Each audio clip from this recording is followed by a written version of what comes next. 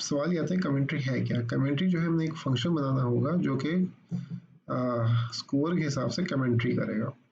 तो हम क्या करते हैं कि हम ये फंक्शन जो है इधर डिफाइन कर देते हैं, डिफाइन कमेंट्री।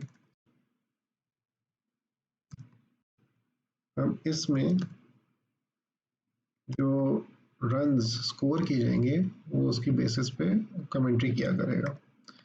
और अभी के लिए हम इधर पास लिख देते हैं, तो बाद में ये कोड लिखेंगे, लेकिन फ़िलहाल ये कोई कोड नहीं है। लेकिन जब आप फंक्शन के अंदर कोई ना कुछ डालना पड़ता है तो हम पास लिख देते हैं। पास क्या करेगा, अगर मैं इस फंक्शन को कॉल करूँगा तो अभी कंपाइलर जो है इधर जंप करेगा और इधर स्टेटमेंट पे आके कुछ भी नहीं करेगा, आगे चल पड़ेगा। ठीक है, तो अभी के लिए हमने इतना बनाया। तो आप देखें कि 0 पे भी कमेंट्री कॉल हो रही है, 1 पे भी कमेंट्री कॉल है, 2 पे कमेंट्री, तो ये चीज़ें बार बार करने की हमें ज़रूरत नहीं है। तो हम कह देते हैं कि if chance is not equal to 5। अगर चांस जो है 5 के इक्वल नहीं है तो क्या करें, सिंपली कमेंट्री के अंदर चांस पास कर दे। इसका मतलब ये 0 हुआ, 1 हुआ, 2 हुआ, 3 हुआ, 4 हुआ या 6 हुआ तो उसमें कमेंट्री का ये फंक्शन जो है कॉल हो जाएगा। एल्स का मतलब ये है कि 6 के 5 आया था, ठीक है, तो 5 आने पे हमारा जो कोड है, ये फंक्शन है, वो ख़त्म हो जाएगा। ठीक है, तो यहाँ पे हम एल्स रिटर्न हम कर सकते हैं। ठीक है, जिससे ये है कि ये जो कोड है यहीं पे ये फंक्शन जो है यहीं पे ख़त्म हो जाएगा। ठीक है, लेकिन इसका मसला ये है कि अगर हम ये करते हैं तो जो सारी बॉल्स है वो बॉल नहीं होंगी।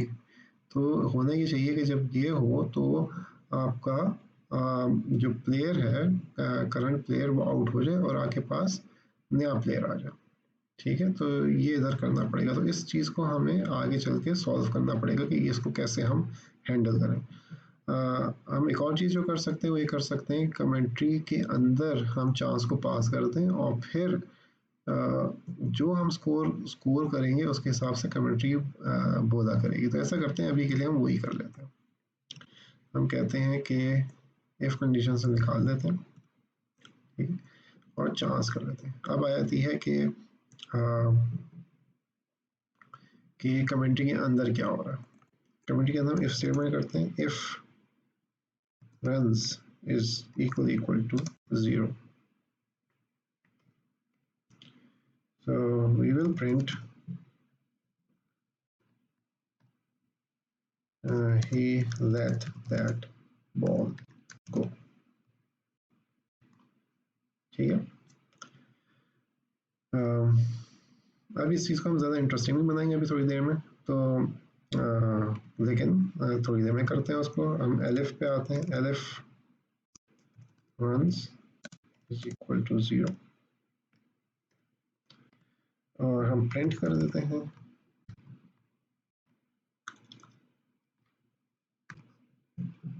he took a single। अब देखें इधर आगे हम क्या कहते हैं, he took a single, तो इसका मतलब ये है कि जो प्लेयर है वो चेंज हुआ। तो हम लिखेंगे कि करंट प्लेयर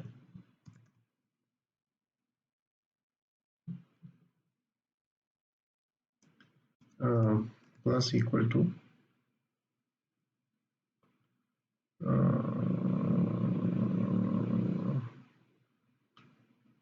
हाँ, हम क्या करते हैं कि जैसे पहले मैंने बताया था हम P1 P2 करेंगे, तो P1 को हम कर देते हैं 1 और P2 को हम कर देते हैं 2। तो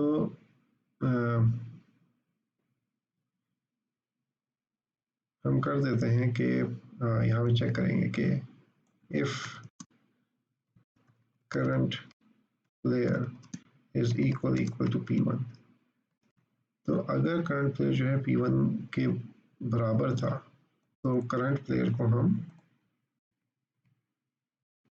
P2 कर देंगे, else current player is equal to P1। ठीक है, तो ही टुक अ सिंगल, तो उससे क्या होगा, करंट प्लेयर अगर P1 था यानी कि 1 था तो करंट प्लेयर को 2 कर दो, और अगर करंट प्लेयर जो था वो P2 था तो उसको P1 कर दो। ठीक है, तो इससे हमें पता चल जाएगा कौन सा प्लेयर खेल रहा है। अब इसके बाद हम आ जाते हैं एलिफ, सॉरी ये one, if runs is equal to 2, हम कह देते हैं कि प्रिंट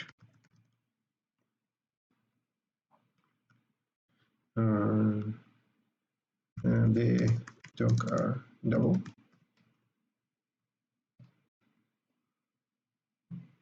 और फिर हम चूँकि अब फिर से 3 रन आ रहे हैं तो हम कहते हैं if runs is equal to 3,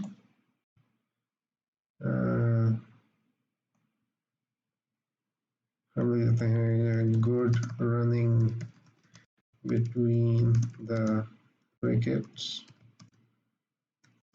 they took 3।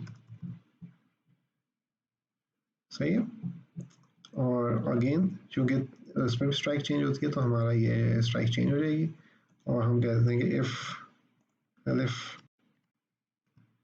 runs is equal to 4, तो हम प्रिंट करेंगे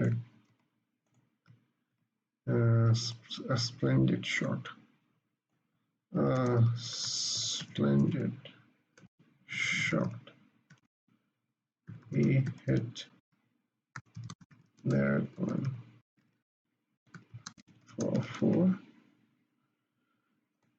or then again if this is 6, इसको कर देते हैं that is a huge 6। ठीक है, और else इसका मतलब है कि उसने 5 आ गया था, और 5 आने की वजह से क्या हुआ कि हमने ये रखा हुआ था कि 5 अगर आ गया तो जो प्लेयर है वो आउट हो जाएगा, तो प्रिंट कर देते हैं he could not read that one and got out। सही है,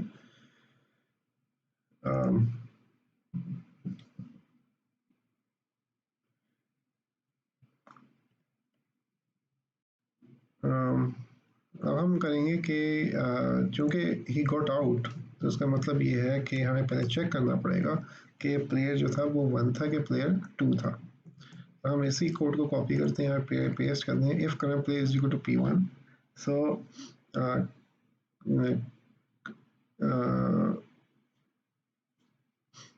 हम करेंगे कि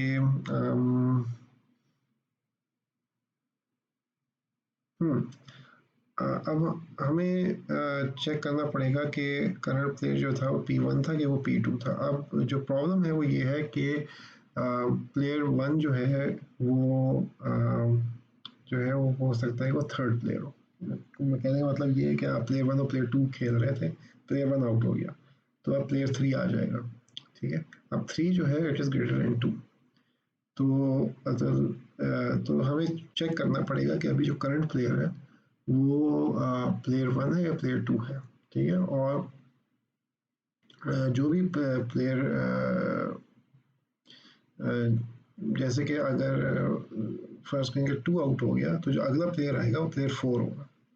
सही है, तो एक तो तरीका ये है कि हम कोड बना लें कि नेक्स्ट प्लेयर का हम कर लेंगे, नेक्स्ट प्लेयर कौन सा आ रहा है, तो हम हर वक्त जब भी हम नेक्स्ट प्लेयर, जब भी कोई प्लेयर आउट होगा तो हम एक नेक्स्ट प्लेयर को हम कॉल कर लेंगे, तो उसका हमें वेरिएबल बना देते हैं इधर। करंट प्लेयर 1 है और हम कह देते हैं कि नेक्स्ट प्लेयर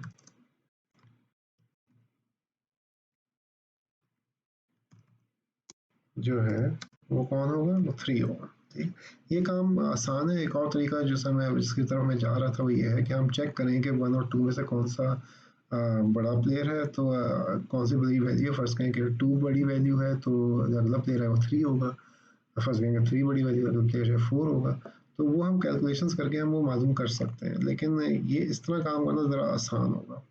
तो हम चेक करते हैं कि if current player is P1, तो हम कहते हैं current player is equal to next again, हाँ यस, नेक्स्ट प्लेयर, और हम एल्स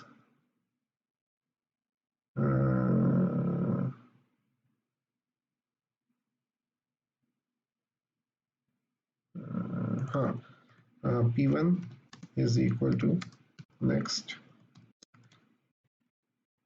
player। इसी तरह if current player is P2, so current player is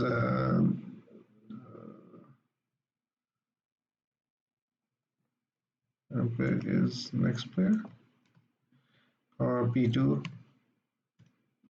is equal to next player। अच्छा, अब इसमें अगर आप देखें तो ये current player is equal to next player, current player is equal to, दोनों में ये लाइन रिपीट हो रही है। इसका मतलब ये है कि ये इफ कंडीशन हो या एल्स, या ये एल्स कंडीशन हो, ये इस लाइन में एग्जीक्यूट होना ही होना है। ठीक है, तो हमें इसको इसके अंदर डालने की ज़रूरत नहीं है, हम इसको यहाँ से बाहर निकाल देते हैं। इसी तरह इसको हम बाहर निकाल देते हैं यहाँ से, और हम यहाँ पे डाल देते हैं कि current player is next player. ठीक है, और next player plus equal to 1। ठीक है, इससे क्या हुआ कि हमारा जो है करंट प्लेयर है वो नेक्स्ट प्लेयर बन गया, जो कि फर्स्ट कहें अब प्लेयर 2 आउट हुआ तो प्लेयर 3 बन गया, और जो नेक्स्ट प्लेयर अब जो आएगा वो प्लेयर 4 होगा।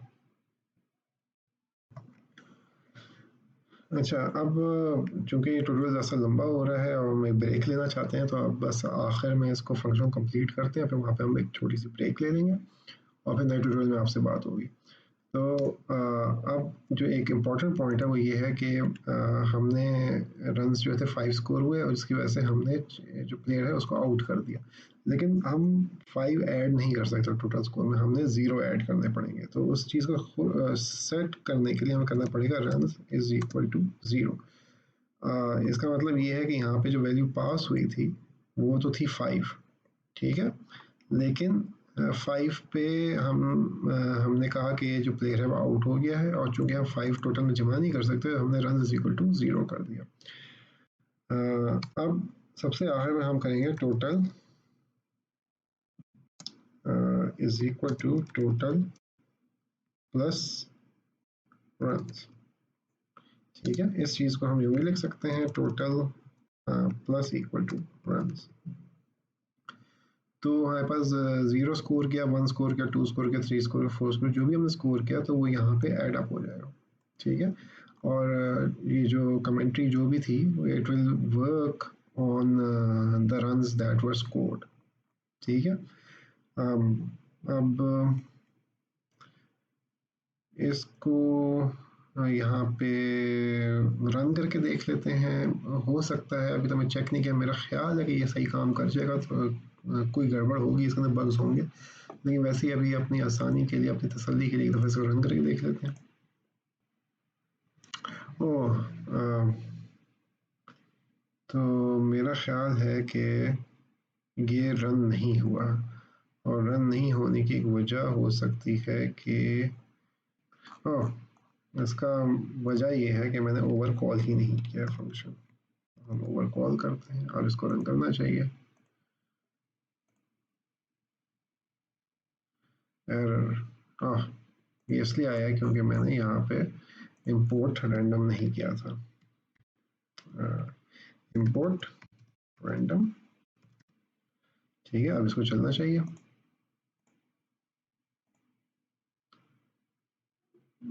We took a double waiver total reference before assignment.